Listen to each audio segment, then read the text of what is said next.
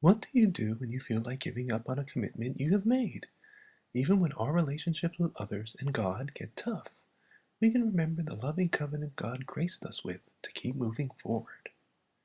Today's key verse reads, "Behold, the days come, saith the Lord, that I will make a new covenant with the house of Israel and with the house of Judah." Jeremiah chapter 31, verse 31. The book of Jeremiah is prophesying the Israelites' Babylonian capture, period of captivity, and return to the Promised Land. In chapter 31, Jeremiah not only offers them the hope of freedom, but also a new covenant that is more than just following rules. It is a covenant that changes the heart. This new covenant, Jeremiah explains, will be with them even when they are absent from one another, and serve as a permanent reminder of God's grace and redemptive power. In verse 28, the Lord assures the people of a total reversal of the calamity that previously befell them, both Israel and Judah, under his watchful eyes. Here, just as in the past, when he watched the destruction of the people, the Lord will watch over them to ensure their rebuilding and replanting in their land. In the past, the Lord seemed to supervise the total destruction of the land as described by a number of action verbs: pluck up, break down, to destroy, and to afflict. But in the future, he will watch over them to build and to plant them again in the land. The terrible loss of human and animal lives during the invasion of the land and the cities of the past will be reversed in the future. Old horrors will be replaced with blessings to come.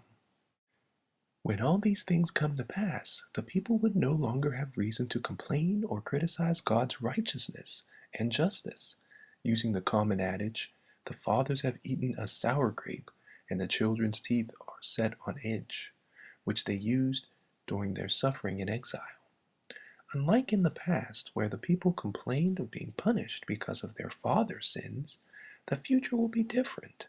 Instead, everyone will be responsible for his or her own acts. No more will the children pay for the sin of their fathers, nor will the fathers bear the brunt of their children's wrongdoing. But anyone who sins will be punished for his or her own iniquity, since every soul belongs to God. God's new covenant with Israel was unprecedented. He had made covenants with their ancestors in the past, and recalls how the covenant he made with Israel had been broken. This happened in spite of God pursuing and loving them with the same force and intensity as a husband who loves his wife. The children of Israel and Judah broke this covenant time and time again.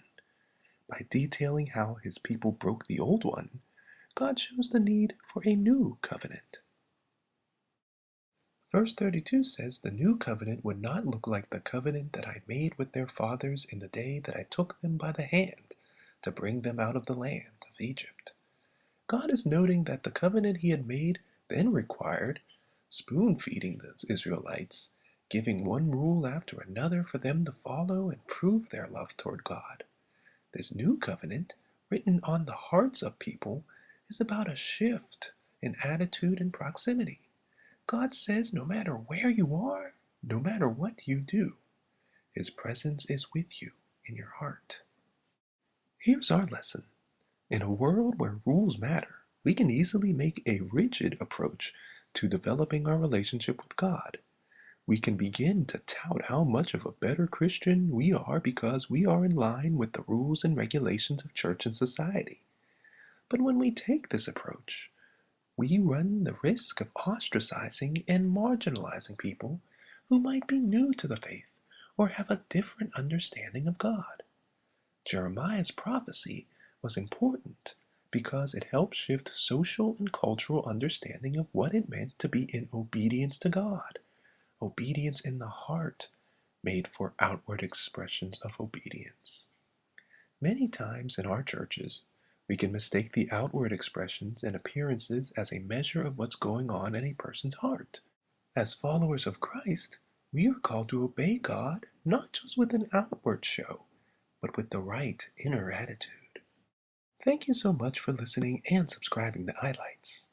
Heavenly Father, fill our hearts with what we truly desire, for who we truly seek is you.